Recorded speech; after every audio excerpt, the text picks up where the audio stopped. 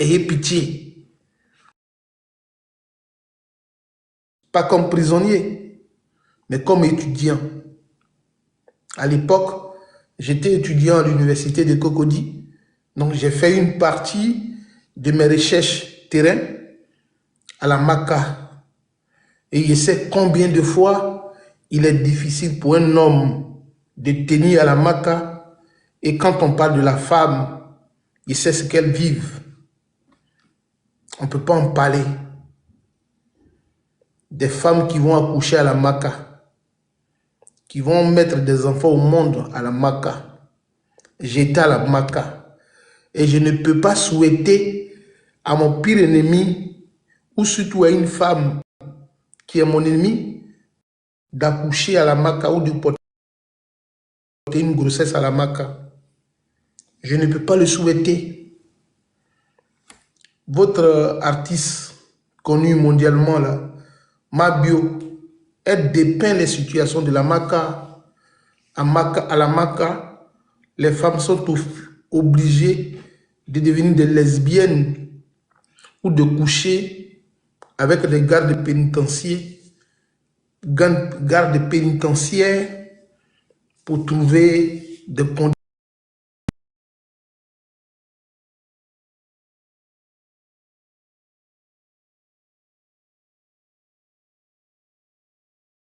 À minima adéquate. J'étais à la Maca. Le sexe est commercialisé. Oui, c'est là-bas qu'on va loger des femmes en grossesse. C'est-à-dire des gens qui ont opinion politique. On les met dans une école de criminalité. C'est-à-dire des gens qui ont des délits d'opinion politique, on les met en contact avec l'école du crime. Ça, quand on parle, on dit on allait à l'école. On dit non, il est juriste de TikTok. Non, il est juriste. Moi, quand on me recrute en France ici, pas. Il y a des chefs d'entreprise même qui m'envoient des CV pour dire. Il y a des chefs d'entreprise qui m'envoient des CV qui disent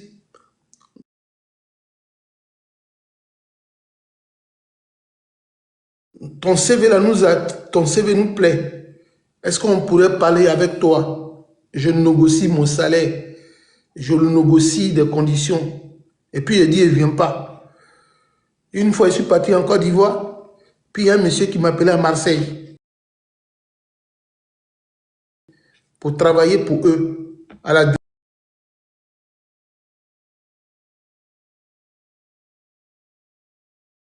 Comme tu es allé à l'école, c'est une insulte. On allait à l'école. Est-ce que l'école, c'est une injure? Avoir des diplômes là.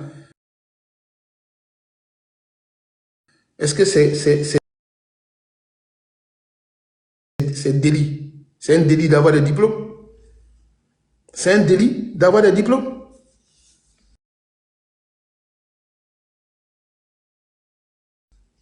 Je ne sais pas voler. Je ne sais pas tricher. Je n'ai pas le sang de quelqu'un dans ma main. Mes parents ont bataillé pour que je parte à l'école. Est-ce que c'est des études qui connaissent? Mais il faut, c'est dans le savoir.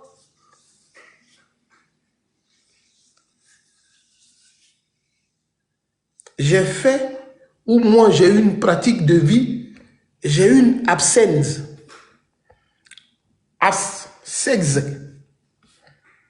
Mon accès. Une accès. Mon accès m'a permis de me priver des loisirs pour étudier. Je vous parle d'une accès. Mon accès, c'est un mode de vie, une manière de vie qui impose des privations. C'est ce qu'on appelle accès. Mon accès. Pour ceux qui veulent écrire, accès, c'est A-S-C-E. Accent grave, S-E. Une accès. Mon accès m'a permis de me priver des loisirs, de la vie de débauche pour étudier. Donc, je transmets. Quand je parle de la Maca, je ne parle pas de la Maca en étant dehors. Mais en ayant fait une étude de terrain, en interaction avec les prisonniers, les pensionnaires de la Maka, sois saluée, belle dame. J'ai dit, quand j'ai quitté la Maka, on ne dit pas je suis quitté, on dit j'ai quitté la Maka. Quand j'ai quitté la Maka, j'ai une autre philosophie, Sophias, la chasesse de ce monde. Il dit, je ne peux pas amener quelqu'un en prison pour des délits mineurs, pour des infractions qui ne valent pas la peine. J'ai été à la Maka et j'ai vu. Comment peut-on prendre des gens, des délits, qu'on appelle des délits politiques. C'est-à-dire, des gens ont fait des délits politiques, d'opinion politique. Et puis, on va les incarcérer, leur priver leur liberté, surtout des femmes. Et puis, on les met en contact avec des criminels d'occasion, des criminels d'aptitude. Mais c'est créer l'école criminelle. C'est créer des facteurs criminogènes à ces femmes-là. Une femme qui a crié dans la rue, il veut que Gbagbo soit candidat, on la prend, on la met à la Maka pour une femme qui était braqueur, pour une femme qui vendait drogue, une femme goulois qui vendait drogue à Gamé, qui vendait des comprimés, on la prend, et puis elle, qui est criminelle là, on fait dormir une femme avec elle, qui porte une grossesse, qui a crié dans la rue pour les raisons politiques, on la met à côté d'une femme qui est voleuse. Mais celle qui est voleuse là, elle va transmettre l'école criminelle à celle qui est venue pour juste l'opinion politique. Pour ça, nous qui avons fait criminologie et sciences criminelles, droit pénal et sciences criminelles, on dit les prisons sont devenues des écoles du crime. Et nous, on se mobilise à travers des organisations à l'effet de réduire l'école criminelle. Quoi qu'on dise, les prisons deviennent aujourd'hui des écoles criminogènes. Donc, les gens, même les pays développés, militent pour qu'on trouve des alternatives à l'incarcération. Mais en Côte d'Ivoire, on va mettre Ziggy au bâtiment C avec des gens qui sont des délinquants d'habitude. Alors que ce n'est pas la place de Ziggy. On le met en contact avec des criminels de carrière. Ça, quand tu parles, on dit, non, tu es mauvais. Tu n'aimes pas le pays. Comment on peut prendre quelqu'un d'opinion politique et puis on le met à la Maka, au contact des grands délinquants. Alors que quand tu arrives à la Maka, à vue d'œil, sans prendre une théorie ou une méthode d'analyse scientifique, quand tu t'assois devant la Maka matin, midi et soir, tu regardes, la drogue circule. Quand tu es arrêté devant Maka là, tu regardes matin et soir, on n'a même pas besoin de te former. La drogue circule pour entrer à la Maka.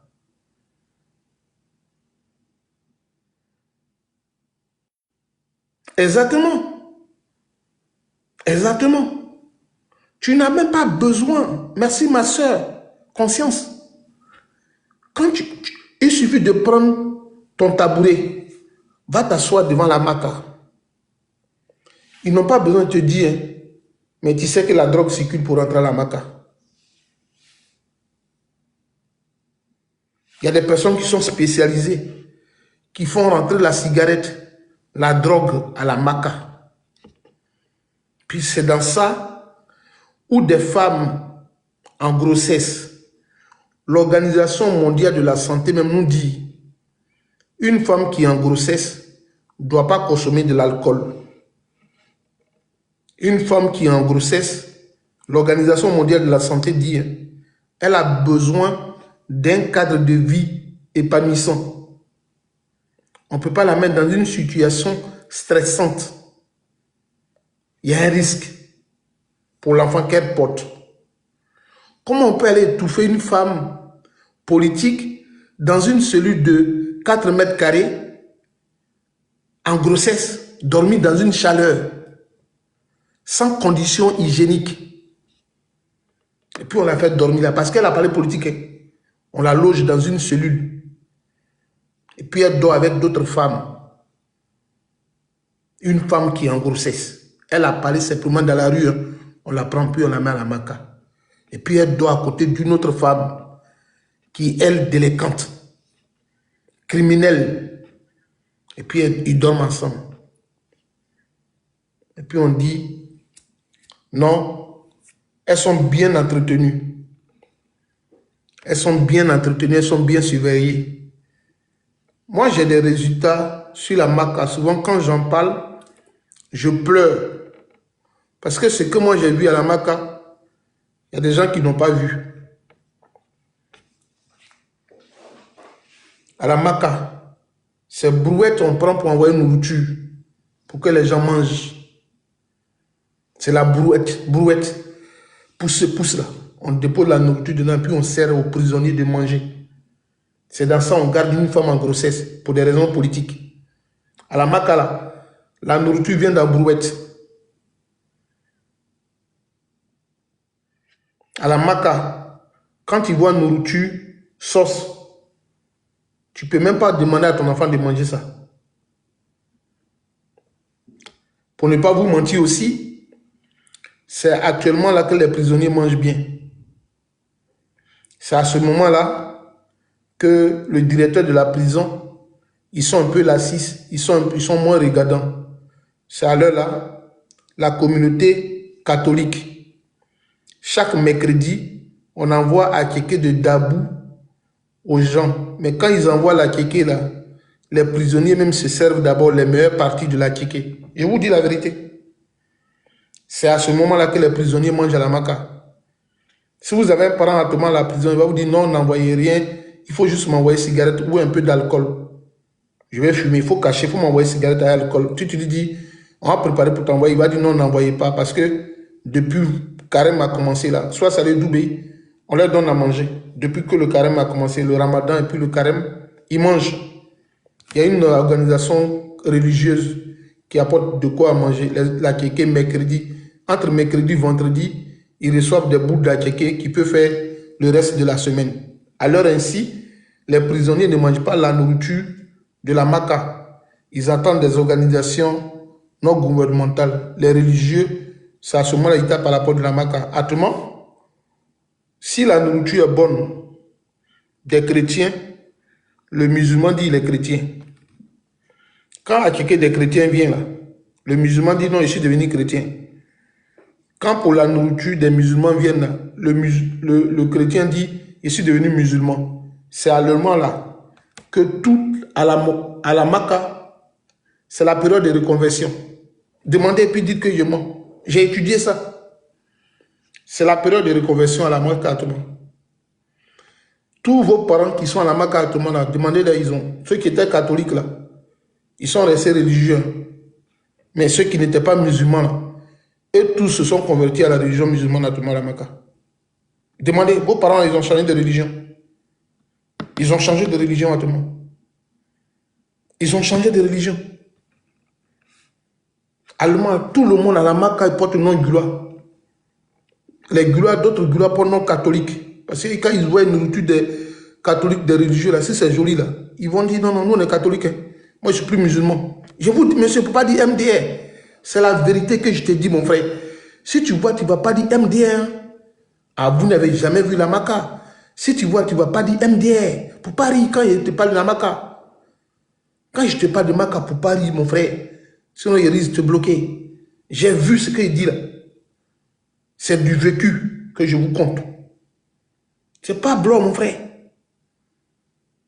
Si tu dis je mens, demain, il faut appeler un ami qui est garde pénitentiaire. Il faut lui demander. La majorité des musulmans sont devenus catholiques. Les non-musulmans se sont convertis à la religion musulmane. Je vous dis la vérité, Somalie soit salué. À la Maka, ce qu'il te dit là, c'est ce qui est vrai. Ce que je suis en train de te dire là, c'est ce qui est vrai. À tout moment là, tout le monde a reçu Boubou. Si tu dis je mens là, appelle demain. Tout le monde a reçu Boubou à tout moment. Tout le monde a reçu à tout moment Boubou à la Maka. Tout le monde a reçu Boubou à la Maka. Tout le monde a reçu Boubou à la Maka. Eux tous, ils ont reçu Boubou. Il y en a qui ont reçu des nattes, des petits trucs pour prier. C'est dans ça qu'on va déposer des femmes en grossesse. Et les gars, moi j'ai déjà vu une femme qui a accouché à la Maka. Ses parents sont venus prendre son enfant. L'enfant a eu des problèmes, ils ont retourné le bébé à la Maka. L'enfant vit avec sa mère à la Maka. Moi j'ai déjà vu ça. Une femme a accouché à la Maka. Ses parents sont venus prendre son enfant. La petite a eu des problèmes dehors. Ils ont envoyé la petite fille à la Maka avec sa maman. Elle est parmi les criminels là, à la Maka. Maka d'Abidjan, moi j'ai déjà vu ça.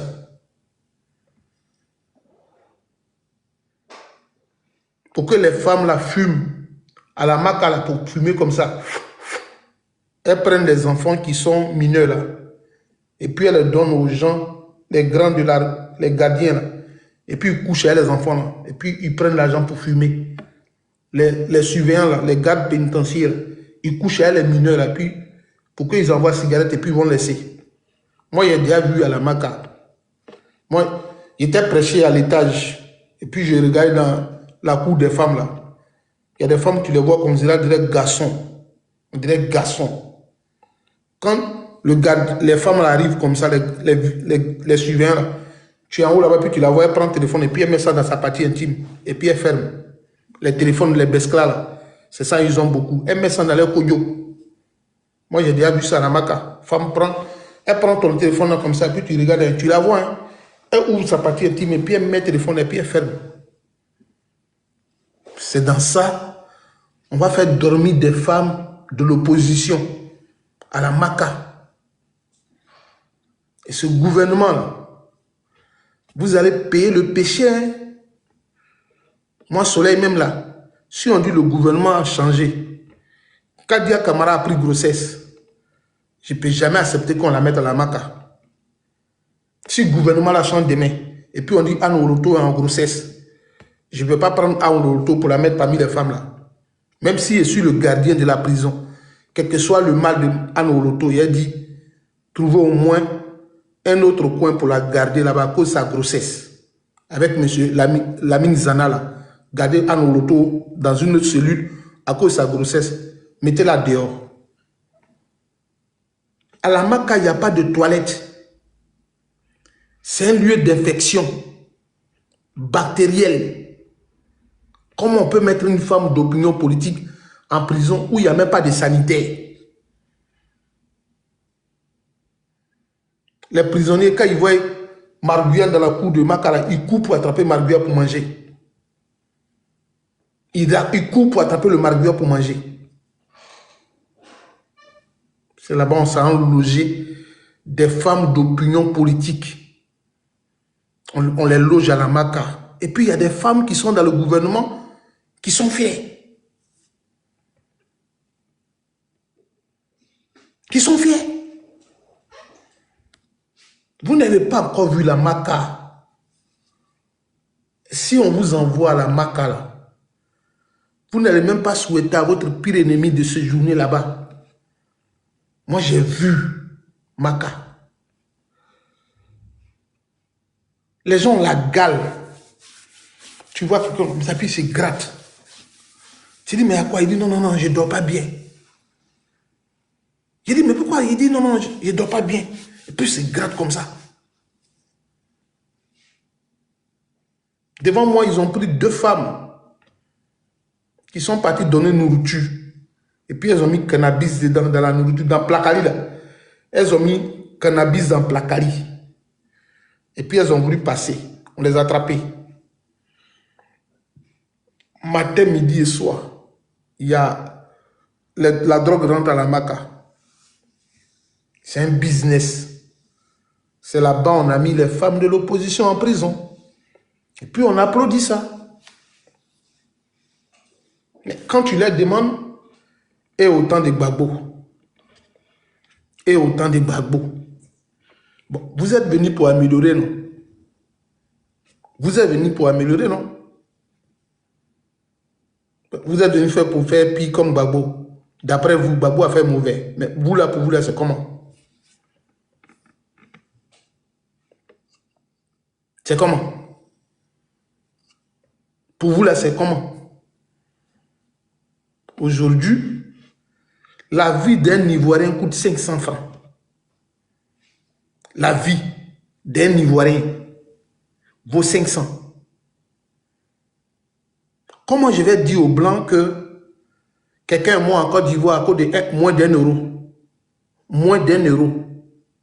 Comment je peux dire demain à mes collègues au bureau pour dire je pleure un ami qu'ils ont tué en Côte d'Ivoire pour moins d'1 euro? Il va me dire comment ça s'est passé. Mais quand je vais expliquer, il va dire mais vous-même les Africains, vous êtes des singes, vous êtes des animaux. Mais je vais accepter que je suis un animal. Comment on peut penser que pour 500 francs, on peut tuer quelqu'un d'autre? Comment on peut penser dans un État que, parce que je ne suis pas d'accord avec le président, on enlève ma tête?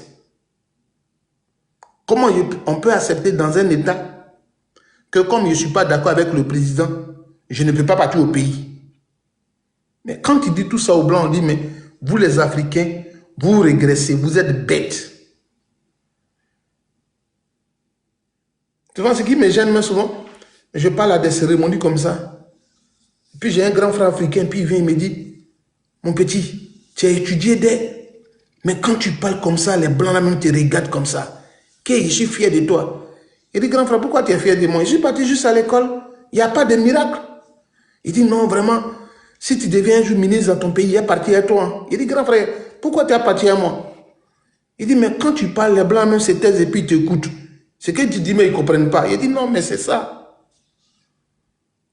C'est dans ça, nous, on cherche à avoir de la place parmi ces Blancs-là pour leur montrer que nous, les Africains, on vale mieux que eux. Toi, tu es en train de dire aux Blancs que toi, tu vaux mieux que eux. Et puis, chez toi, dans ton pays, on apprend que on a éliminé quelqu'un pour 500 francs. Et puis, qui a éliminé la personne? Dozo. Pour 500. Il rend une famille, il rend des enfants orphelins, des femmes veuves, dans les conditions difficiles de la Côte d'Ivoire actuelle. Pour 500 francs, quelqu'un passe de vie à trépas.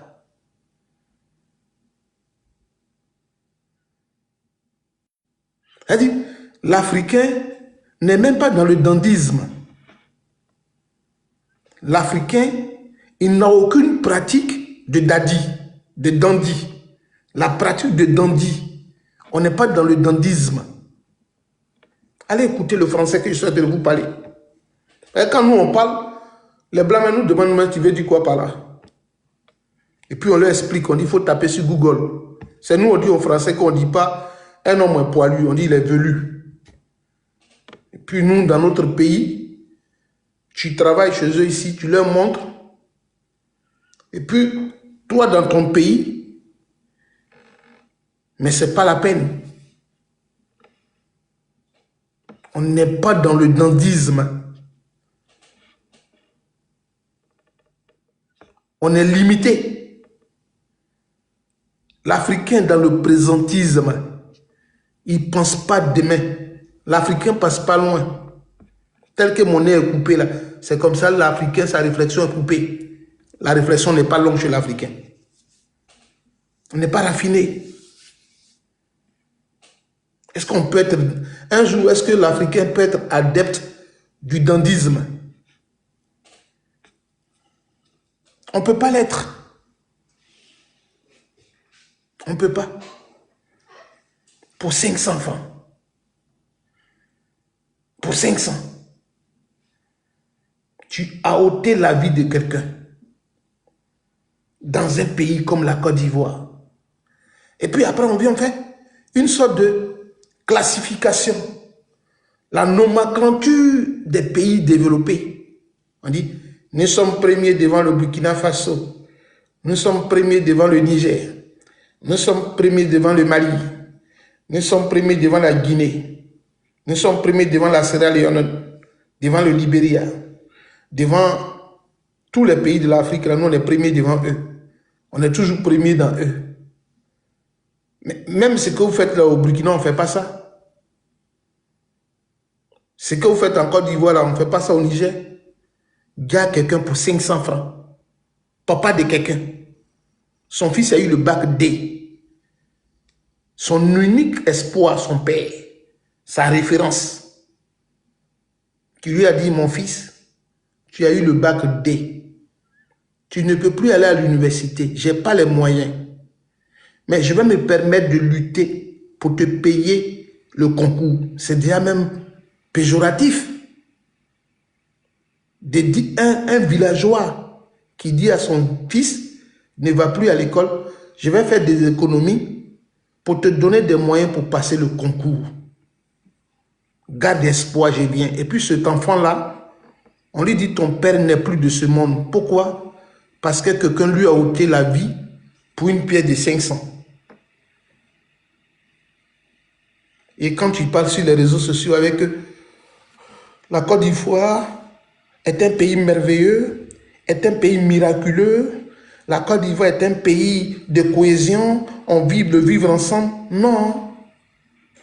Si on va dans les études scientifiques, la Côte d'Ivoire est sur une pente glissante.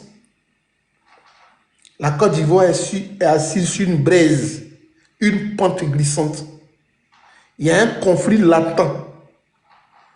C'est-à-dire, c'est la théorie de l'oignon. Une apparence bonne, mais l'oignon est en état de décomposition, est en état de putréfaction. Mais la peau extérieure de l'oignon donne une belle allure à l'oignon. Mais il suffit de le froisser et de comprendre que l'intérieur est pourri. La Côte d'Ivoire est sur un bouillon de conflit. Il suffit que le vase déborde et puis c'est gâté. Par nos manières de parler, de se tirailler, on se regarde dans chien de faïence. Même dans nos propos sur la toile, on se regarde en chien de faïence. Nos propos sont virulents. Il suffit d'un peu pour que le passage à l'acte advienne. Et ça va arriver. Nous allons passer un bon jour à l'acte. La dernière fois fut ma grande surprise de voir Madame Ali Bongo dire, ils m'ont traqué, ils m'ont appuyé, ils ont attrapé mon fils, ils l'ont attaché. Et puis ils m'ont dit de signer, j'ai signé, c'est plus ce que j'ai signé. Ils m'ont fait du mal. Il dit, oh, Madame Ali Bongo qui pleure, qui l'ont attaché, ils l'ont traumatisé. Quand le pouvoir était doué, ne parlait pas comme ça. Mais dans ça, j'ai tiré une philosophie pour dire le pouvoir, il est éphémère. Le pouvoir, il est éphémère.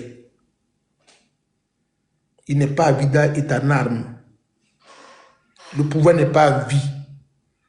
Le pouvoir n'est pas éternel.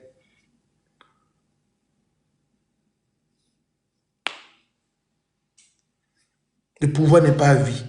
Il n'est pas éternel. Vous parlez aujourd'hui. Vous êtes dans le Bacchuste. Le Bacchuste, le dieu du vin.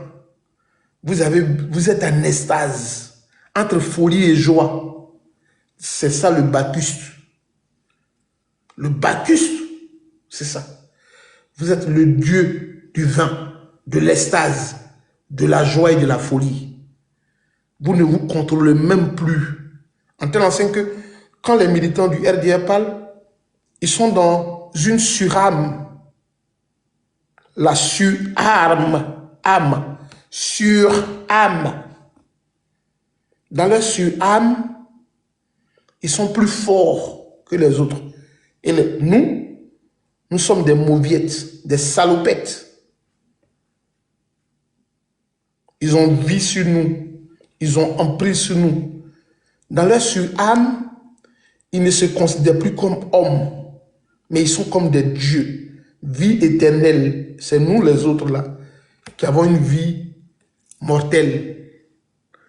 Vous n'entendrez jamais les militants du RDR parler et penser demain. Non. Pour eux, quand ils viennent là, ils disent le palliatif, la manière de communiquer.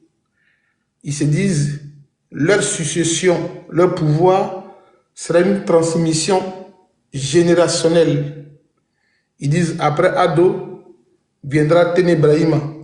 Après Tahir Brahima viendra David Ouattara. Après David Ouattara viendra Nina Keïta, ainsi de suite. Pour eux, le pouvoir ne va jamais tomber dans la main de quelqu'un d'autre. Je vous le dis, hein, tapotez le live. C'est ainsi qu'ils pensent. C'est leur pensée.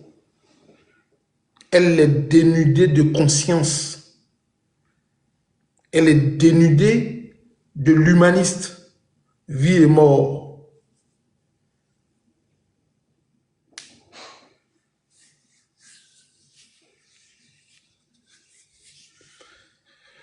Quand eux, ils parlent, leur anormal se trouve en la réalité dans leur mental, dans leur manière de voir les choses.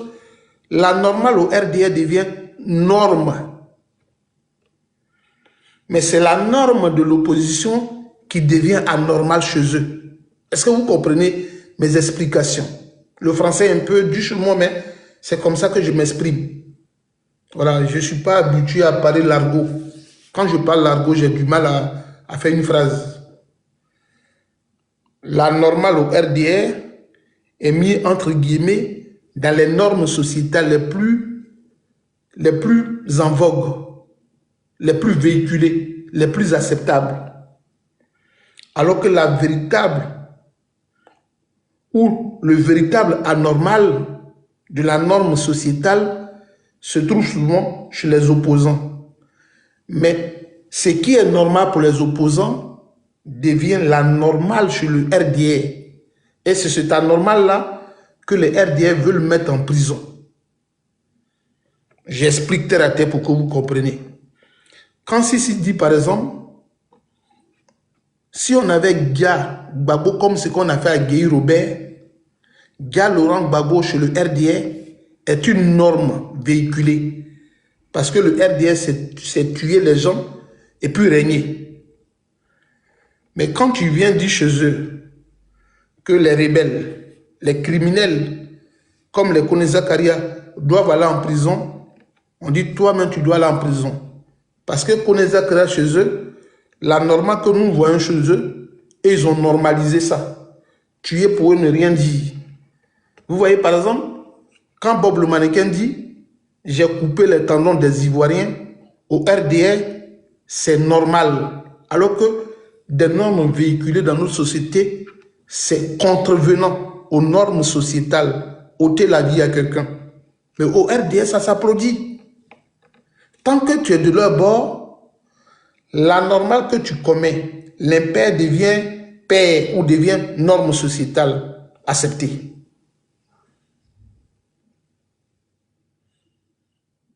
Regardez, je vous explique leur modus operandi, si on peut l'appeler ainsi, le modus operandi du RDR.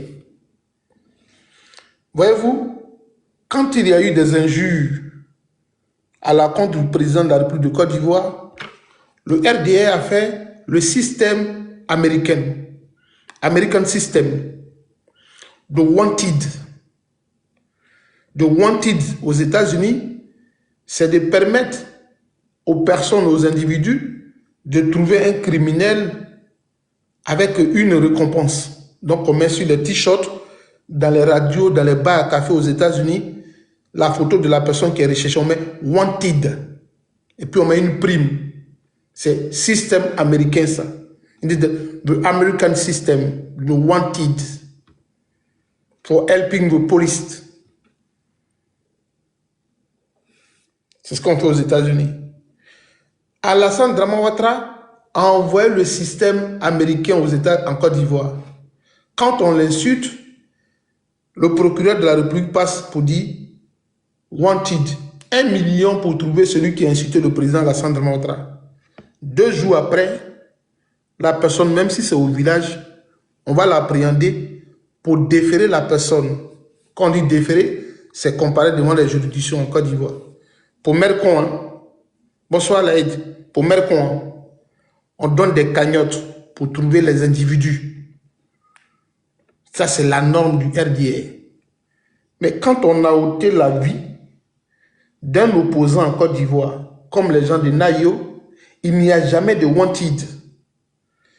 Parce que il y a un opposant, chez le RDA, c'est une norme sociétale acceptée.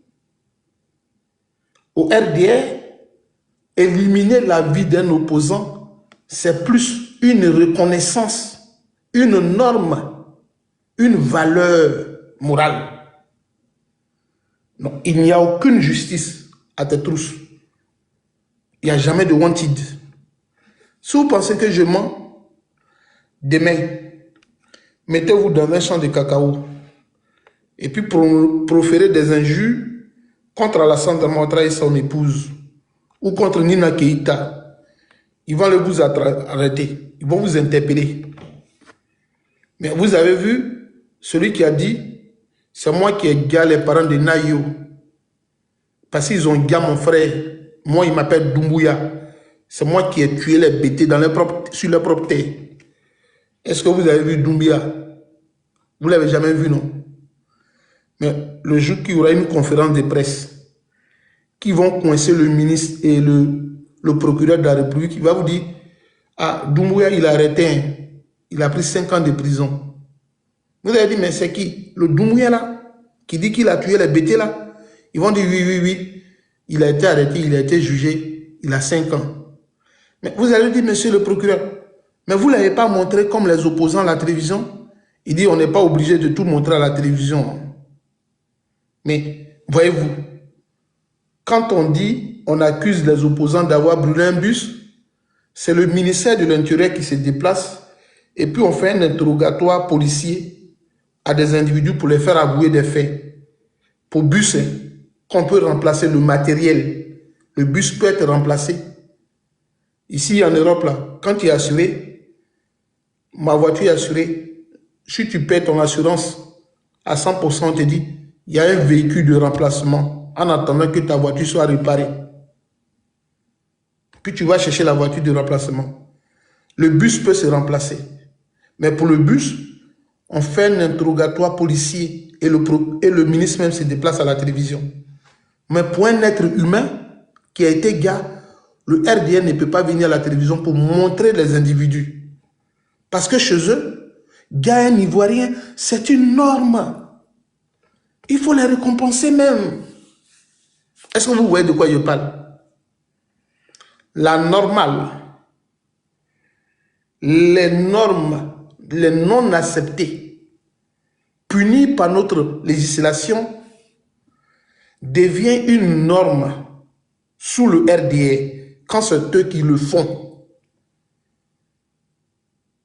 Mais tout ce qui est légitime, légaliste, quand un opposant le fait, on trouve qu'il est contrevenant aux normes. C'est ça. Nous, on veut vous amener à étudier. Quand nous, on parle des panels, on veut que les gens fassent des mémoires de recherche, des thèses de recherche. Et sinon, qu'est-ce qu'on a fait? Ils ont insulté Laurent Gbagbo. C'est rien ça. Non, l'autre a dit l'autre est terroriste. Ils vont faire des jours pour dire oui, le PPACI se divise. Ce n'est pas le PPACI qui se divise. Hein.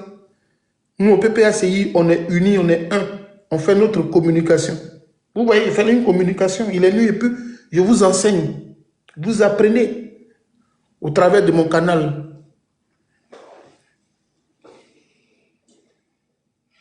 Depuis 2012, depuis 2010, un peuple de Côte d'Ivoire dont on dit notre discipline est l'union, on dit comment on appelle notre devise est union, discipline, travail. Les Ivoiriens sont unis et sont disciplinés et ils se mettent au travail. Unis et devise union, discipline, travail. Mais les Ivoiriens sont unis sur 322 462 mètres kilomètres carrés comme superficie. Et il y a une frange de la population ivoirienne qui depuis est victime des barbaries, des crimes. Et ils demandent justice, on ne leur rend pas justice. Puis, les mêmes gars qui ont tué ces personnes sont encore présents dans la région du Grand Ouest. Les Guillaume Bateau, là, les Anne Oloto, les Mabri Touakes, les Van Godo,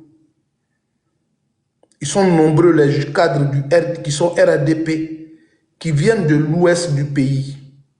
Les Oué. Anne Oloto est Oué.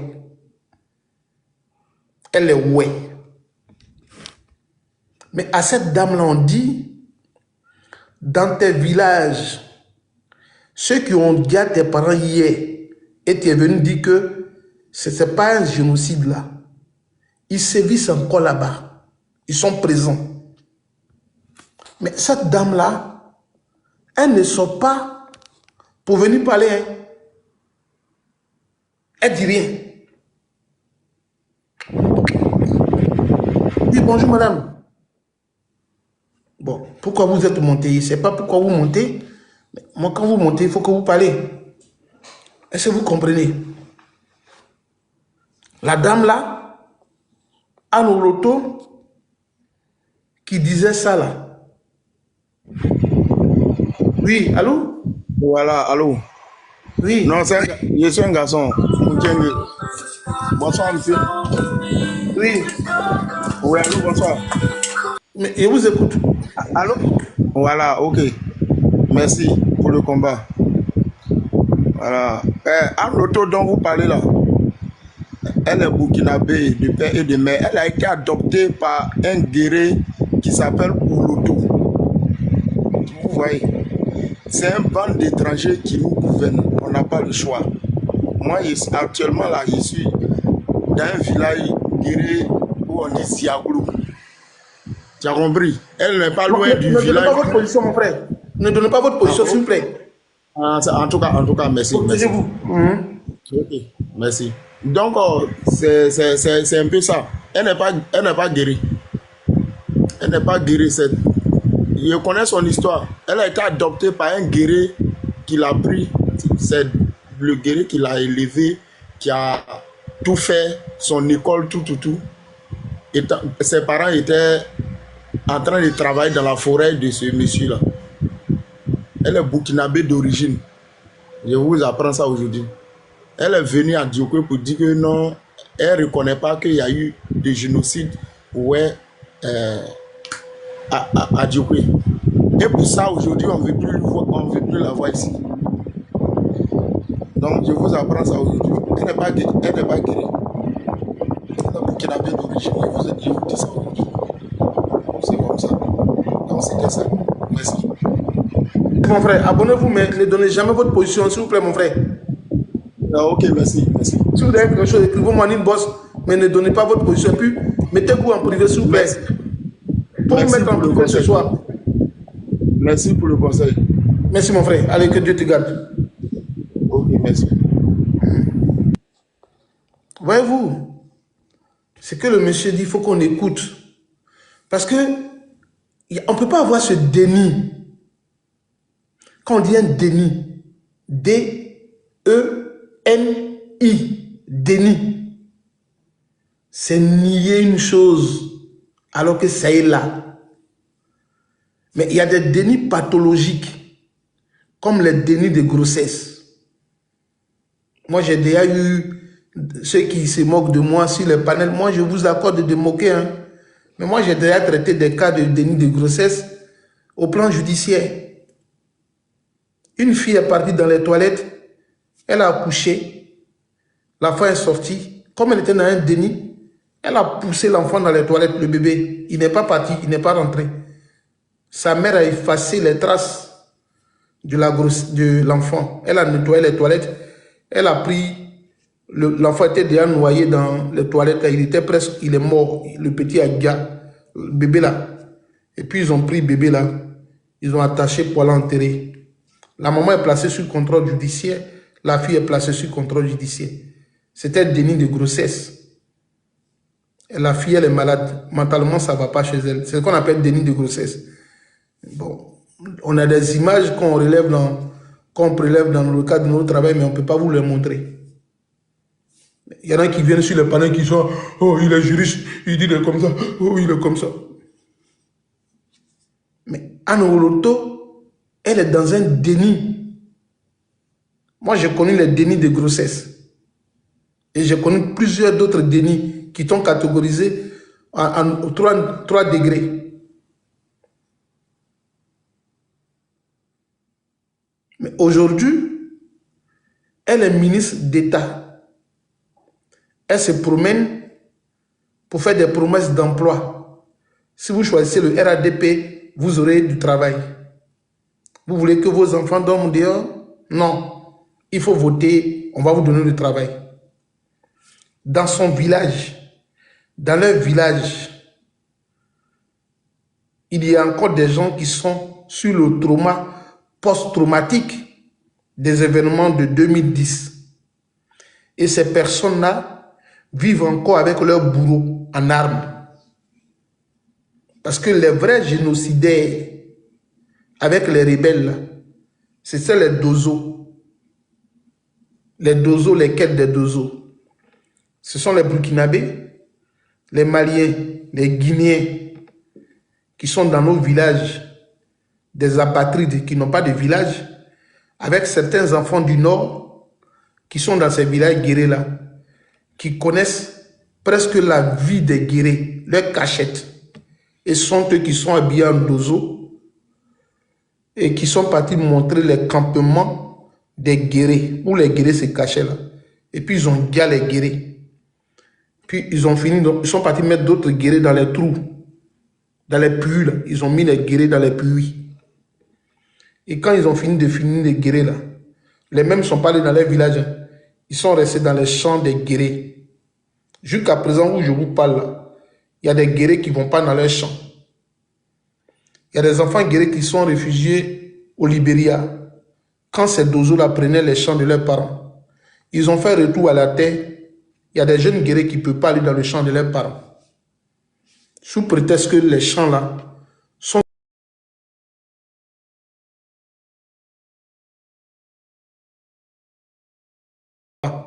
Tu ne peux pas aller là-bas. Ils prennent le champ des veillards de ton papa. Il y a plein de jeunes guéris qui ne peuvent pas aller. Oui, c'est triste ce que je suis en train de dire, monsieur, ça fait pitié. Il dit, on ne vous dira jamais la vérité. Mais nous, on a nos données sur le terrain. Monsieur Koudidi, ce que je dis est vrai. Il y a des guerriers là. Si tu dis je mens là, si tu as des parents guerriers, il faut les appeler, il faut dire Soleil dit. Il y a des guerriers qui sont revenus du Libéria, dont les parents étaient gars. Les Burkinabés qui ont servi dans la rébellion, les Maliens et les Goulas du Nord qui sont là-bas là. Ils leur disent, tu ne peux plus travailler dans le champ. Ils ne vont pas dans les champs là. Je vous dis la vérité, est-ce que j'ai besoin de vous cacher? Il y a des guerriers qui ne peuvent pas aller dans leur propre champ. Quand ils sont venus, on dit, on nous a déjà vendus. C'est Amadé Ouremi qui vendait les terres Ah, vous ne savez pas ça? C'est Amadé Ouremi, avec le commandant Los. C'est eux qui vendaient les têtes de guéris dans la mer des étrangers. Donc, quand ils sont venus, on leur a dit, vos têtes là, ils ont déjà payé. Voilà. Il y en a qui dit, ah, Doye. Il faut monter, mon frère. En parler. Tu dis, ah, Doye. Vous n'avez pas fait de village. Tu dis, Doye. Va lire le rapport de CDVR. Il y a des guerriers aujourd'hui qui ne peuvent plus rentrer en possession de leur terre. Et puis tu dis, c'est Doye. C'est pas moi, je suis un vieux pour venir te mentir. Moi, un vieux, quand il est venu vous mentir, c'est Doye. C'est les Dozo qui surveillent. Ce sont les Dozo qui surveillent l'ouest de la Côte d'Ivoire. C'est Doye. Ce sont les Dozo qui surveillent l'ouest de la Côte d'Ivoire. On va écouter la vidéo et puis on va couper le live. Parce que je parle souvent, ça me fait mal. Je mets la vidéo et puis on coupe le live, les gars. Écoutez bien. Hein. Tapotez le live quand même un peu. Je mets la vidéo et puis on va aller dormir. Âme sensible, abstenez-vous. Hein.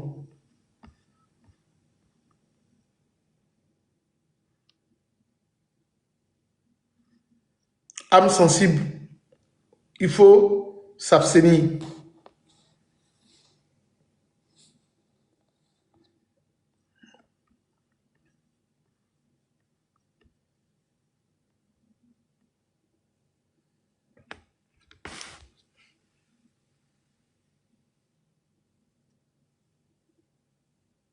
Ah, mon ami jeune, monsieur jeune, c'est ça. Ah, écoutez bien la vidéo.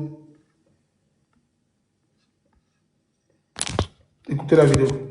La localité de Bangolo, un jeune planteur Jules Kofi Yao Yao a été abattu à bout portant le lundi 2 mars dernier sur un passage illégal après avoir refusé de payer la somme de 500 francs CFA exigée par des individus armés.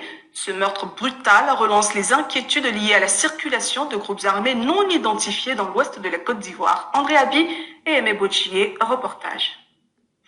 Bon, la femme là, elle a menti d'abord. Elle dit un groupe armé non identifié. Les groupes armés non identifiés actuellement là sévissent dans l'AES. C'est ce qu'on appelle les terreaux. Comment on peut mentir que c'est des groupes armés non identifiés? C'est-à-dire, vous voyez, même les journalistes là, ils tronquent l'histoire du pays qu'au individu, groupe armé non identifié. Un groupe armé non identifié en Côte d'Ivoire. Putain, des menteurs.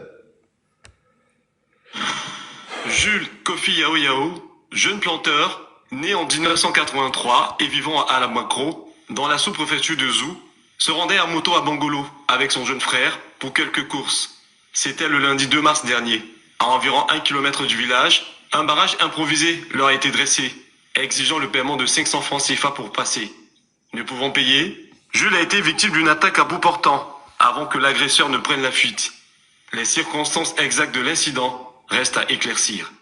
Du 2, je sortais à Péon avec mon ami. Nous sommes arrivés au corridor des Dozo. On a garé, on a salué le Dozo. Il nous a demandé une somme de 500 francs. Mon ami a dit, on a problème de jetons, que nous, le retour, on va chercher quelque chose pour l'envoyer. Il a refusé. Donc, il a commencé à parler sur mon ami. Quand il parlait, il bougeait beaucoup. Quand je le regarde, j'ai dit à mon ami, ah, comme j'ai empoché 5 000, bon, attends, je vais descendre.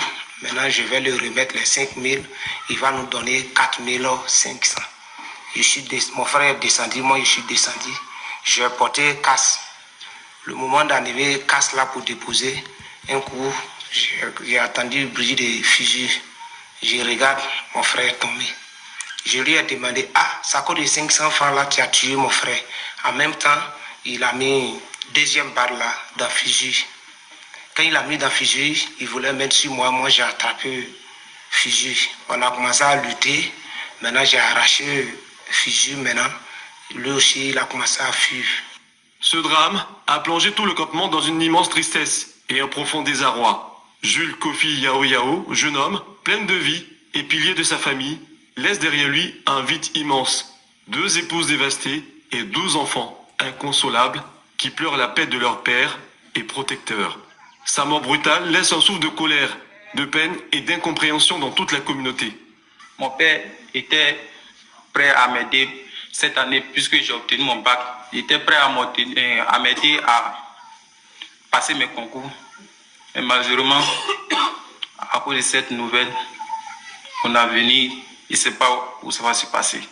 Depuis la fin de la crise post-électorale en Côte d'Ivoire, la présence de certains groupes armés traditionnels suscite encore des inquiétudes dans l'ouest du pays, notamment dans les départements de Djokwe, Bangolo et Guiglo. Des voix s'élèvent régulièrement pour demander un meilleur encadrement de ces acteurs qui circulent parfois avec des armes et se font passer pour des forces de sécurité. Après le drame survenu dans la sous-préfecture de Zou, plusieurs de ces groupes ont quitté temporairement les corridors qu'ils occupaient dans la zone. Pourquoi précisément dans le département de Bangolo et de, comment on appelle, Guiglo? Mais c'est un département qui est donc un département foncièrement de l'opposition. Ce département-là dont on parle là, c'est le fief du FPI d'alors, aujourd'hui devenu PPACI. C'est des gens qui étaient au front depuis la crise, depuis la rébellion. Donc il faut faire peur aux guerriers qui sont à l'ouest de la Côte d'Ivoire là. Il faut les tenir, il faut les contenir dans la peur, dans une sorte de peur. Il faut leur infliger une maltraitance psychologique. Vous ne pouvez pas comprendre la cohabitation avec ces bourreaux. Ce que ça laisse faire. C'est-à-dire, vous ne pouvez pas comprendre une cohabitation avec ton bourreau. Et dans ces zones-là, c'est là-bas qu'est maintenu commandant Fofana, qui a été cité, il est devenu colonel maintenant. Celui qui a agi en amont et en aval avec les dozos pour tuer le peuple guerrier. Alassane l'a promu colonel. Il est là-bas. Donc il est là-bas avec les dozos. Comment les guerriers peuvent vaquer à les occupations sainement? Comment Guiglo et Douoko et ces villes-là peuvent vaquer à les occupations sainement? Quelqu'un qui a gâté tes parents. Merci, Aimé divine. Quelqu'un qui a gâté tes parents, qui a éliminé tes parents, il vit dans ton village. Et puis lui, il a les armes.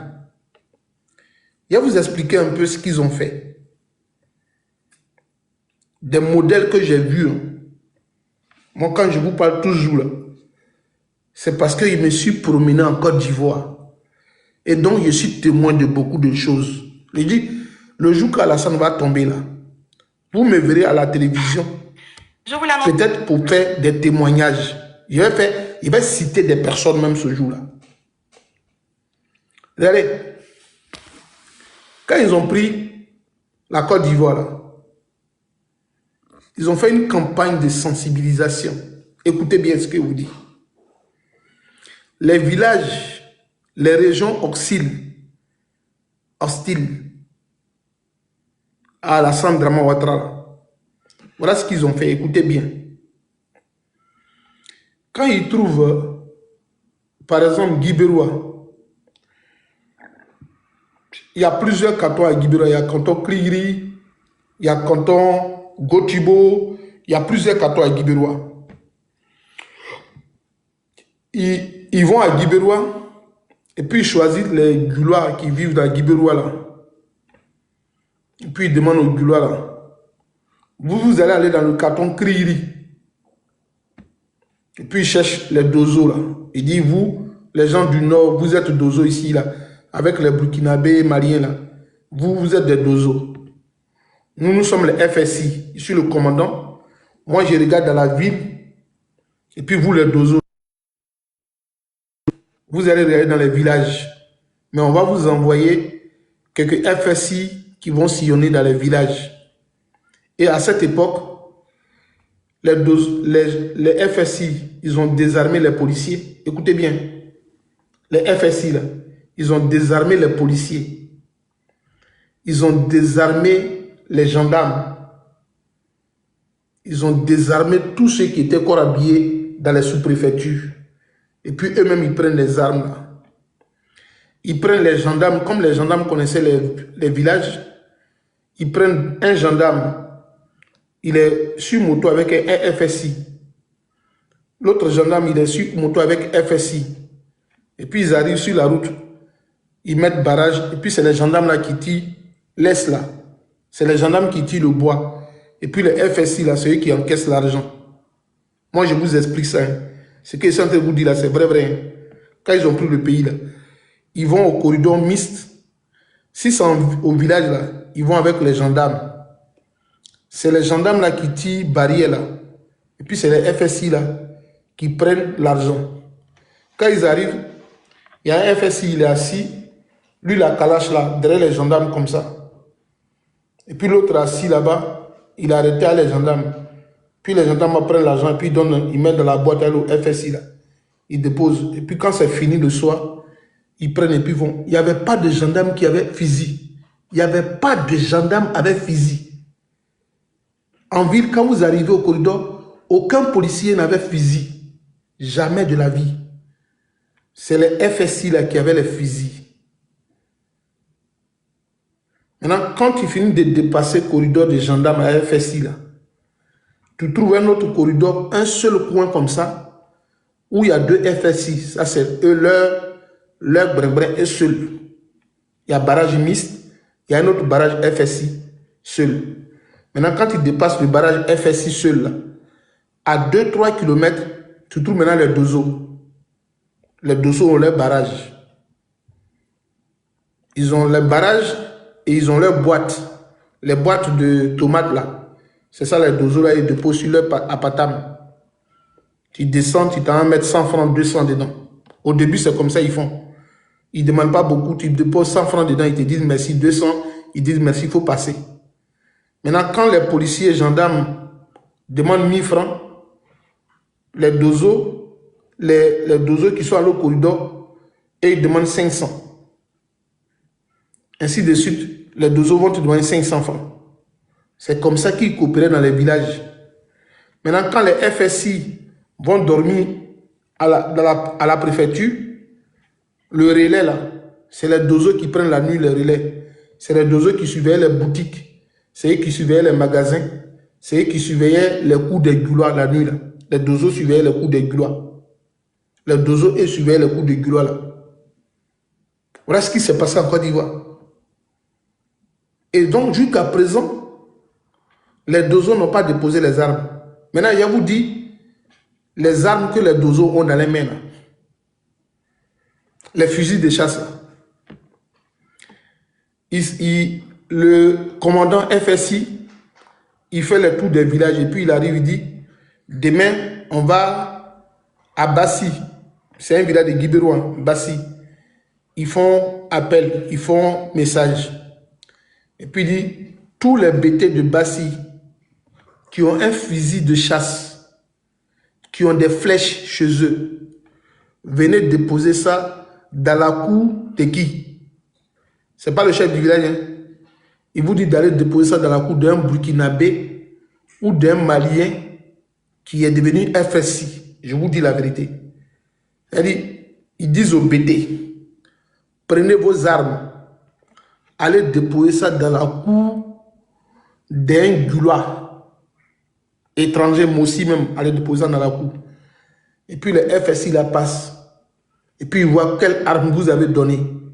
Si vous n'avez pas donné, le FSI va dire au chef du village de vous lancer encore un autre message que le fils de M. Gibril, M. Diané, dit que les armes que vous avez données là, ce ne sont pas toutes les armes.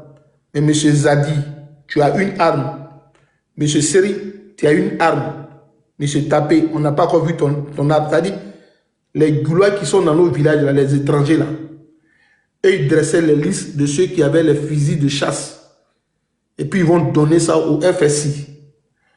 Maintenant, quand vous finissez de donner les fusils de chasse, là, les mêmes armes que de ton papa, là, fusils de chasse de ton papa, là, on donnait ça aux Burkinabés. Et puis on les habille devant toi en dozo.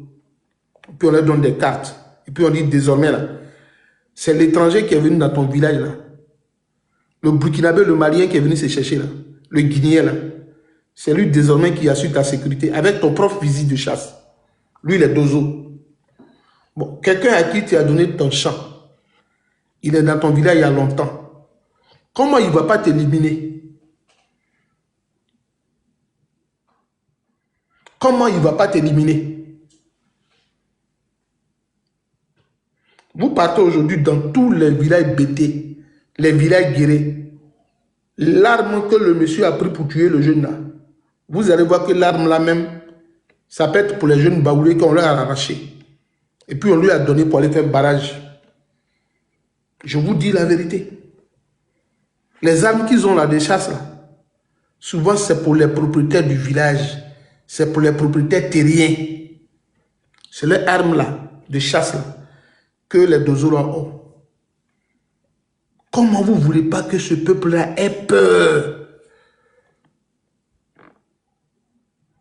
Et puis on dit, barrage illégal, barrage illégal, barrage illégal. Non, c'était des barrages illégaux, des barrages illégaux. Ce sont des barrages illégaux. Qui a dit barrages illégaux?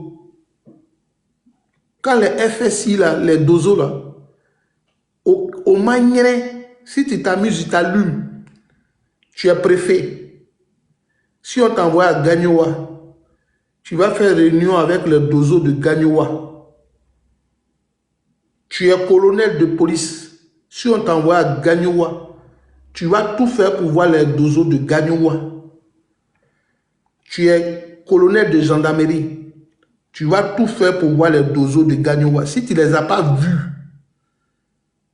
et puis toi, tu commences à travailler, mais ils vont te semer la zizanine dans la ville. Il dit, oh, on dit c'est illégal. Mais quand nous, on a Gagnoua, on voit les dozos là, les armes sur la route. Est-ce qu'en Côte d'Ivoire, avant, on circulait avec calibre 12 comme ça dans la ville? Dites-moi dans les commentaires. En Côte d'Ivoire, là, en ville comme ça, tu pourrais voir fusil dans le dos de quelqu'un et puis prendre vélo ou bien moto. Tu pourrais voir ça. Ah, moi, je vous dis, hein, à Gagnoua, là, tu vois Dozo, il est assis sur une moto comme ça. Et puis, il passe devant les policiers et les gendarmes. Il ne peut pas dire près, mais si les gendarmes t'ont vu, tu es bêté. Et puis, tu as fusil de chasse sur ton dos. Les gendarmes vont venir attraper ça. Mais il ne peut pas attraper l'arme. Les gendarmes ne peuvent pas attraper. Tu es sûr que tu es dans ce pays-là? Mon frère, je te parle en tant qu'Ivoirien. Tu dis quoi même? Qu'est-ce que tu dis, mon frère? Que tu es sûr que tu es dans ce pays-là? Tu es malade. Moi, je suis parti au village. J'ai pris mon calibre 12, il m'avait au champ. Et puis mes frères me disent, depuis que la crise est venue, et puis tu es parti après en France, là, tu es revenu ici, là. Si tu veux prendre maintenant un fusil, il faut mettre ça dans le sac. Hein. Il dit, pourquoi faire? Il dit, si le fils de Fasseri, le Guinéen, là, il te voit, là, il va aller dire aux gendarmes que tu as fusil. Hein. Puis les gendarmes vont venir prendre. Il dit, erreur d'un bâtard de gendarmes. Qu'ils viennent pour prendre mon fusil et voir. Moi, je me mets ça au dos, mon frère. Et puis, je m'en vais au champ. Mais quand je suis en train de faire ça, là, tous les villageois me regardent et disent, waouh, tu as gros cœur, tu n'as pas peur. Ils vont prendre. Hein. Il dit, qui va prendre? Il dit, le fils guinéen de M. Fasseri, là, il va aller dire aux gendarmes de Guibérou, et puis ils vont prendre ton arme. Il dit, tu dis quoi? Il dit, ils vont venir prendre ça, tu vas voir. Il dit, appelez-les, ils vont venir. Si un étranger doit aller dans mon champ pour chasser, sur ma terre, moi, je n'ai pas droit. Moi, j'ai mon fusil. C'est ce qui se passe dans les villages. Comme ils savent que Les guerriers là, ils ont des champs de cacao, ils ont là-bas à l'ouest, le cacao pousse comme pas possible. Ils sont partis leur arracher leur terre. Moi je vous dis, Mère Divine, ce que je dis là, faites enquête. Depuis la crise de 2010 à nos jours, il y a des guerriers qui ne peuvent pas rentrer dans leurs propres champs de cacao. Ils voient, hein, le gars il s'en va au champ. Il ne peut pas rentrer dans le champ. Lui-même il sait que c'est sa terre. Il ne peut pas rentrer dedans. Lui qui a tué ses parents, c'est lui qui est le dozo. Et puis on dit illégal. Quand Anuroto va dans son village là, on ne vous dit pas tout. Quand vous dormez dans vos salons, va Gondo, qui est ministre de l'Intérieur là, Mabrou Touakeus, qui est ministre à la présidence là, tous ceux-là, quand ils vont dans leur village là, c'est les dozos qui les gardent. Demandez à Onuroto, Soleil dit, si tu n'as jamais donné l'argent à un dozo, il faut venir dire qu'il ment, il faut porter plainte. Si elle n'a jamais donné l'argent à un dozo. Moi je vous dis, tout l'ouest de la Côte d'Ivoire là, c'est les dozos qui gardent les sous-préfectures. C'est les dozos qui gardent les sous-préfectures. Ce sont les dozos qui gardent les sous-préfectures à l'intérieur du pays. Demandez à vos parents. Ce sont les dozos qui gardent les préfectures de police. Des édifices de l'État là. C'est les dozos qui gardent. Il y a des sous-préfets là, même quand tu arrives chez eux, dozo est dans Guérit. Dozo, il est dans Guérit. Et puis il sort. Et puis il fait rentrer des choses. On tue les Ivoiriens. Et les gens pensent que c'est un amusement. On tue les Ivoiriens. Et les gens pensent que c'est un amusement. Je lui ai demandé, ah, ça coûte de 500 francs là, tu as tué mon frère. En même temps, il juge. On a 183 et vivant un barrage improvisé. Gendarme, vous n'êtes pas policier, vous n'êtes pas militaire. Votre présence sur le terrain, sur la scène sécuritaire, elle doit être discrète. Regardez, celui qui est en train de parler, c'est un préfet. Merci mon frère. Mère Divine. Mère Divine. Are you present here? Mère Divine. Tu es là? Celui qui est en train de parler là, c'est un préfet. Je vais recommencer. Je vais commencer. Il va recommencer. Il va faire replay. Est-ce que vous comprenez? Je vais rejouer la vidéo. Celui qui parle là, celui qui disait votre présence doit être discrète là, sans préfet. Écoutez.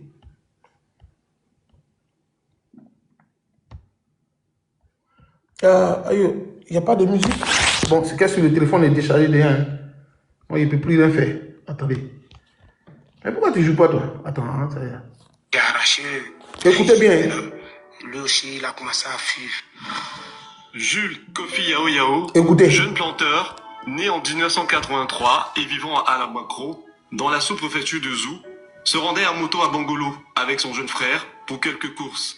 C'était le lundi 2 mars dernier. À environ 1 km du village, un barrage improvisé leur a été dressé, exigeant le paiement de 500 francs CFA pour passer. Ne pouvant payer, Jules a été victime d'une attaque à bout portant, avant que l'agresseur ne prenne la fuite. Vous n'êtes pas gendarme, vous n'êtes pas policier, vous n'êtes pas militaire. Votre présence sur le terrain, sur la scène sécuritaire, elle doit être discrète. Le sous-préfet, pour ceux qui ne savent pas, ou le préfet, pour ceux qui ne le savent pas, est le représentant officiel du chef de l'État. Est-ce que vous comprenez? Atilike. Le sous-préfet est le représentant légitime du président de la République. Comme le président ne peut pas être dans tous les départements, dans toutes les sous-préfectures, dans les régions, c'est le préfet qui est le représentant légal du président de la République. Raison pour laquelle il a une sécurité. Et au-delà des gardes de préfecture, le sous-préfet ou le préfet, quand il est toujours en mission, il y a la gendarmerie qui est avec lui. Quand il va dans les villages, comment un représentant de l'État va dire, vous n'êtes pas la police, la gendarmerie, vous devez être discret sur le terrain. Mais si on reste dans la discrétion, c'est qu'on est une armée. Comment on peut dire quelque chose qui est illégal de rester discret?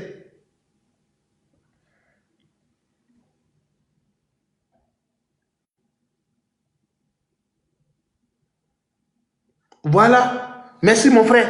C'est ce que je disais tout à l'heure. Adou, Labo. Vous voyez le message d'Adou, non? J'ai dit, moi je suis Godier, néo-BT. Moi je suis néo-BT. Donc je me promets entre Gagnoua et Sassandra. Et je suis à la lisière du dernier village de Lakota et mon village à Sassandra. C'est pas ce que le monsieur est en train de dire là. Le monsieur est en train de vous dire ici que lui-même là, il est Dida. Dans son village actuellement là, les dozos font couvre-feu. Et ce qu'il dit est vrai. Les gens disent qu'il mentait, non? Est-ce qu'il a appelé le monsieur? Il dit, moi dans mon village, quand la crise était chaude là, on dormait et puis les dozos là se promenaient. Mais nous, on est sortis, on leur a dit, quittez notre village. Il y a un Guinéen qui dit, oui, on a payé les dozos pour suivre nos magasins. On lui a dit, tu vas partir avec eux. Chez nous, ça ne se fait pas. Nous, on a chassé les dozos. Et puis, ils sont partis chez eux. Est-ce que vous comprenez là? Dans les villages de l'Ouest, les dozos font la sécurité. Ils donnent couvre-feu. Et puis quand Dozo te dit dormez là, quand vous ne dormez pas, vous savez comment ils font? Mère divine, est-ce que vous voulez découvrir la vérité même? Est-ce que vous voulez découvrir la vérité? Moi je vais vous dire, hein, ça peut être bizarre pour vous, vous allez mal dormir, mais je m'en fous. Est-ce que vous savez comment les Dozo font? Ils ligotent. Vous savez à quoi ils ligotent? Avec caoutchouc. Quand il finit de donner couvre-feu, puis il dit, papa, vous allez sortir, puis tu sors. Si les dozos t'attrapent là, ils t'attachent avec caoutchouc. Ils te prennent comme ça. C'est comme ça ils prennent les gens. Et puis ils attachent ta circulation sanguine. Puis ils te mettent les bras dans le dos. Puis ils t'attachent les pieds. Puis souvent ils t'attachent d'une manière. Puis ils attrapent les gens comme ça, comme poulies, comme moutons. Les dozos t'attrapent comme moutons. Ils t'attachent avec les cordes noires, les caoutchoucs noirs là. Ton sang ne circule pas. Est-ce que vous savez ce que les dozos ont commis des crimes comme ça? Ils ont attaché des gens pour les envoyer à la gendarmerie ou à la police et puis ils sont morts sur la route. Les dozos, ils te ligotent avec caoutchouc. Je te dis la vérité. Demande bien à ceux qui sont sur les panels. Ils t'attrapent comme ça et puis ils t'attachent avec les caoutchoucs là. Tes circulations, ton sang ne circule plus. Et puis ils te frappent. C'est moi qui vous dis la vérité. C'est choquant, mais on n'a pas envie de tout dire. Puis ce sont des grands voleurs. Eux-mêmes, ce sont des grands voleurs.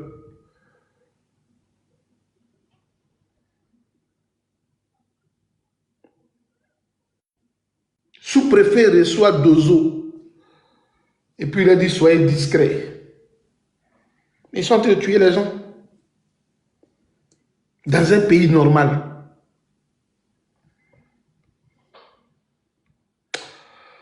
Ouf.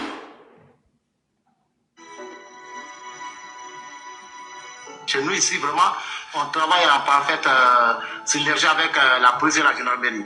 Donc, ça fait aussi que tous les commissaires et CB qui viennent, chose qu'on appelle ici, voilà, tout le monde passe pour se présenter à nous, voilà, pour qu'on puisse les...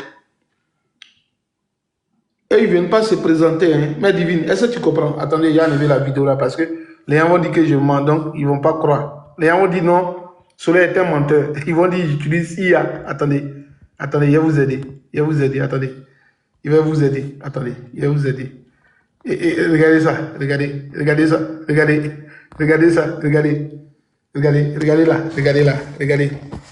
Regardez, hein, c'est un doseur qui parle, écoutez. Connaître et travailler ensemble. Des dozos tout puissants qui raquettent et rançonnent. Vous n'êtes pas policier, vous n'êtes pas militaire. Votre présence sur le terrain, sur la scène sécuritaire, elle doit être discrète. Chez nous ici, vraiment, on travaille en parfaite synergie avec la police et la gendarmerie. Tous les commissaires et CB qui viennent, chose qu'on appelle ici, voilà, tout le monde passe pour se présenter à nous, voilà, pour qu'on puisse les connaître et travailler ensemble. Des dozos tout puissants qui raquettent et rançonnent. Pourtant, ils sont accusés de crimes contre l'humanité par différentes organisations de défense des droits de l'homme. Comme en mars 2011, lorsque les forces pro-Ouattara entrent dans Douékoué, près de 1000 personnes sont tuées. Les dozos jouent les supplétifs. En juillet 2012, un camp de déplacés est attaqué. Là encore, les dozos et l'armée sont accusés d'avoir planifié l'assaut. Une dizaine de morts, sans parler des exécutions sommaires. Aucun dozo à ce jour n'a été inquiété. Je lui ai demandé, ça coûte 500 francs là. Vous avez vu? Vous avez compris? Quand je vous disais tout à l'heure le modus operandi, il y en a qui disaient peut-être dans les commentaires que Soleil est en train d'exagérer. Nous, on a fait des études de terrain. Moi, je vous dis, hein, je ne suis pas enfant des riches. Je suis un villageois. J'ai connu Abidjan pour le CM2. Donc, quand il y a eu la crise, là, il a dit, moi, j'ai parti au village. On n'a pas payé BTS pour moi, ils ont fermé une université. Il a dit, je m'en vais au village. Et comme mes parents sont éparpillés, en tout cas, on dit, les hommes de l'Ouest ou de l'Ouest sont paresseux, mais moi, mes parents ne sont pas paresseux. Pendant la crise, là, il a fait 2 ans au village. Première année à Gagnoa. La deuxième année à San Pedro. Et c'était des champs seulement qu'ils faisaient. Champs de riz, champs de cacao. C'est aussi à San Pedro, à Miyagi, qu'il y a vu Dozo Baoulé. Il dit, depuis quand Dozo est Baoulé? On dit non, c'est un Baoulé, il est le Dozo, c'est le seul Dozo Baoulé ici. Il dit, Baoulé aussi est Dozo. Il dit, quoi, il a compris. Et puis, je suis passé. Non, souvent, quand les gens disent, mais Soleil, toi, tu parles, tu comprends Baoulé, quelques mots Baoulé, tu comprends quelques mots de Tretini. C'est parce que je me suis promené en Côte d'Ivoire. Il a même fait tout bas. Borotoukro, Wanounou, je connais là-bas, à la frontière de Guinée, où on vendait cigarettes, paquet de cigarettes de Guinée à 15 francs le paquet là. J'ai fait là-bas, je connais. Les Zoukoubés là, je connais. Il dit, si on parle, on va réveiller des plaies. Moi, c'est pour ça que souvent, il ne dit pas des choses, hein. Mais il y a des choses que j'ai dans mon cœur. Si je dis, je sais que je ne pourrai plus partir même définitivement en Côte d'Ivoire. Il y a des choses que j'ai dans mon cœur que je n'ai pas envie de dire. Je garde. Merci Hans. Il y a des choses que je n'ai pas envie de dire. Mais je les garde pour moi. Parce que je sais que ma posture peut réveiller des vieux démons. Il faut garder. Faut garder. La dernière fois, il n'était pas donné pour que tu me donnes. Il faut garder. Tu m'as trop donné d'argent. Il faut garder, mon frère. Il y a des choses que je n'ai pas envie de dire. Puis souvent, je me tais. Mon travailleur, le travailleur de mes parents, Il s'appelle Zakaria. J'arrive au village pendant la crise.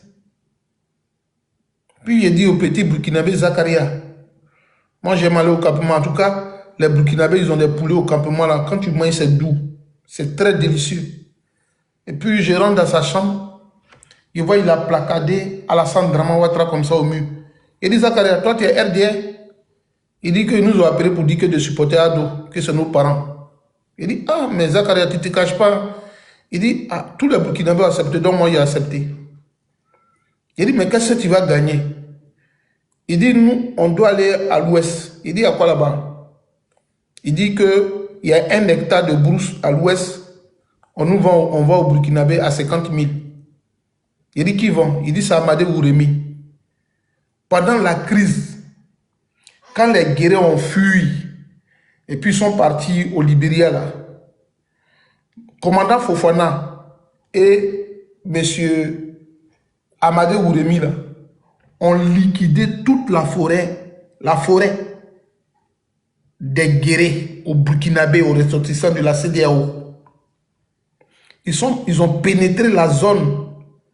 Ils ont pénétré la zone de la forêt classée. Demandez à vos parents. Il y a eu un flux migratoire de tous les ressortissants de CEDEAO là. Et tous sont partis dans le mont Peko. Eux tous sont partis là-bas. Il y en a même qui ont commencé à laisser leurs champs dans la zone de Gagnoa, de Sassandra. Et tous sont partis dans le mont Peko. Ils sont partis au nord et à l'ouest. Il dit, quand vous lisez les parties du rapport de CDVR, de Bani, pourquoi Bani est mort, vous ne savez pas.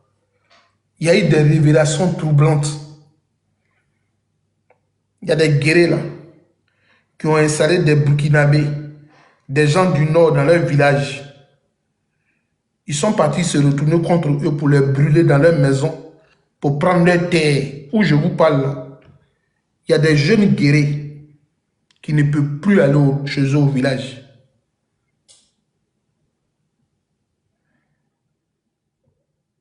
Non. Je vous dis, il y a des jeunes guerriers qui ne peuvent plus rentrer dans leur propre village. Ils voient leur terre, mais ce n'est plus à eux. L'Ouest là, dès que le pouvoir change là, il faut que les gens courent pour aller directement à l'Ouest. Sinon, il y aura une guerre ethnique.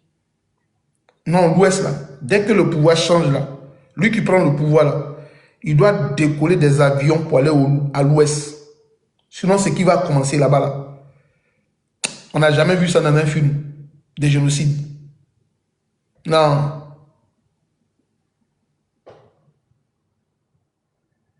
Dès que le pouvoir change là, l'une des premières régions à sécuriser là, l'ouest de la Côte d'Ivoire, il faut que les gens partent là-bas directement. Il y a des guerriers qui vivent au Libéria, tout le monde. Il y a des guerriers qui vivent au Libéria. Il y a des guerriers qui vivent au Libéria. Ils ont tout perdu.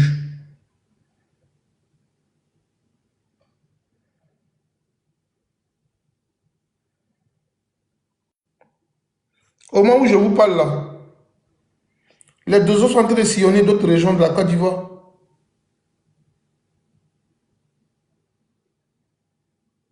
Les deux autres sont en train de sillonner vos villages. Et puis tu ne peux pas parler. Si tu attrapes un dozo tout à l'heure, tu l'envoies à la brigade de gendarmerie, 10 minutes après tout ça, vous savez comment ils font? Ils s'appellent et puis prennent des motos et puis vont à la gendarmerie. Dès qu'ils arrivent à la gendarmerie, là, le dozo qui est arrêté là, il sort. Vous savez qui appelle? La grande hiérarchie militaire.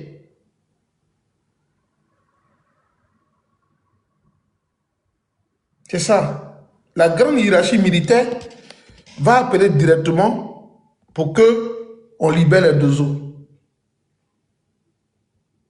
C'est comme ça aussi à Abidjan. Quand il y avait le phénomène des microbes là, quand on attrapait les enfants, les microbes là, à Abidjan, là, demandez à ceux qui ont eu affaire aux microbes dans les commissariats de police. Dès que tu envoies un enfant microbe à la police, tu es là et puis on dit il faut le libérer. Il n'a pas parti à la maison. On dit non, il faut retirer ta plainte. Tu dis mais je l'ai envoyé ici, il y a quoi? On dit non, retire ta plainte. Le commissaire même te regarde ou l'officier te regarde et dit l'affaire est trop lourde pour moi. Il faut retirer ta plainte. Ça ne peut pas aboutir. Tu envoies un microbe au commissariat de police et puis le commissaire est en train de taper CV là et puis on appelle pour dire il faut libérer l'enfant là. Et puis le commissaire t'appelle ou bien l'officier t'appelle et puis il dit viens. Lui qui est là, il ne va pas aller en prison. Tu dis il y a quoi? Il dit non, son grand frère FSI vient d'appeler. Il dit on va le libérer, il va aller à la maison. Qu'est-ce que toi tu vas faire devant lui? Qu'est-ce que tu vas faire devant lui? Qu'est-ce que tu vas faire devant lui? Je vous l'annonçais en titre. Qu'est-ce que tu vas faire devant lui? Dites-moi. Qu'est-ce que tu feras devant lui? C'est ça. Et pour conclure, parce qu'il est 1h11.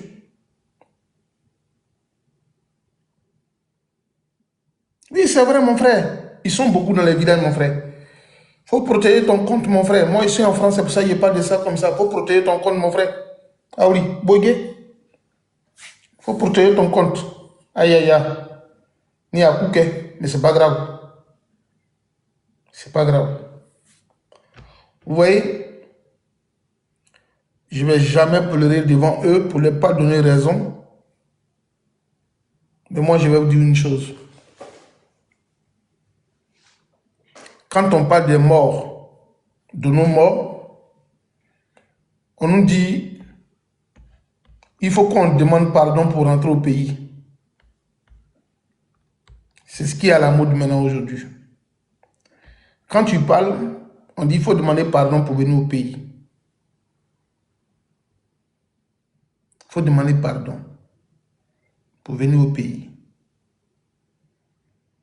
Quand tu parles de la mort, des crimes en Côte d'Ivoire, et tu parles de la mort de Camara H. Il te parle de la mort ou des morts d'après eux, du charnier de Yopougon. Quand il parle de la mort de Désiré Tagro, et il te parle de cette femme d'Abobo. Vous voyez, ils sont dans le comparatif, dans la comparaison. Quand ils parlent tant, hier, et ils se plaignaient d'après eux de soi-disant, oui, ils vont parler d'article 125, non, c'est 125 ou 225. Ils vont te parler de beaucoup de choses. Mais aujourd'hui, quand tu parles de ces morts-là, ceux qui ont l'audience, qui parviennent à réunir sur le panel des personnes écervelées, des personnes avec beaucoup de carences, qui n'ont aucun sens d'analyse, au lieu de parler, de pencher sur ces sujets, qui sont une problématique sécuritaire, une problématique d'injustice en Côte d'Ivoire, ils préfèrent mettre sur leur panel le visage des matous, des personnes qui sont pour moi ôtés du dadisme. Or, nous qui faisons l'effort d'être des romantiques sous l'angle du dandisme, ils ne veulent pas nous recevoir sur ces panels parce que quand on parle, on dérange. C'est ça la Côte d'Ivoire. Faire la promotion de tout ce qui est nauséeux, nauséabonde, misérable et miséreux. Et laisser de part et d'autre ce qui pourrait intéresser les Ivoiriens. Mais comme ils savent désormais, comme nous avons eu un habitus de tout ce qui est l'histoire de Aya Robert, de Camille Makosso, de Lolo Beauté complexé par sa forme d'une bouteille de Kengus qui désormais a l'allure d'une guitare mexicaine. Complexé, les Ivoiriens aiment ces sujets qui sont complexés d'eux-mêmes, d'être eux-mêmes, préfèrent aller regarder Emma Loès qui pour moi est devenue une sœur, ou les frères Bangalov. Les Ivoiriens préfèrent aller regarder ça. Ils préfèrent aller regarder le ventre de, comment on appelle, de Mabio rempli de graisse du porc qu'on vend au carrefour de Bonheur, Yopougon Gabriel Gare. Ils préfèrent aller regarder ces personnes qui disent j'ai enlevé ma graisse et puis j'ai diminué mon ventre. C'est ça l'Ivoirien aime. Ce soir-ci, il y avait eu le culot, le courage de placarder 2 Ivoiriens derrière moi pour dire venez. Je vais parler d'Egbere. Vous allez voir tout ça est sorti. Si je disais ce soir que j'ai vu la photo de Camille Makosso où il était en train de faire un BBL buccal, où j'ai vu Zasso Dagrou qui est couché dans un hôpital en Turquie à l'effet de réduire la dimension ou le périmètre ou le carré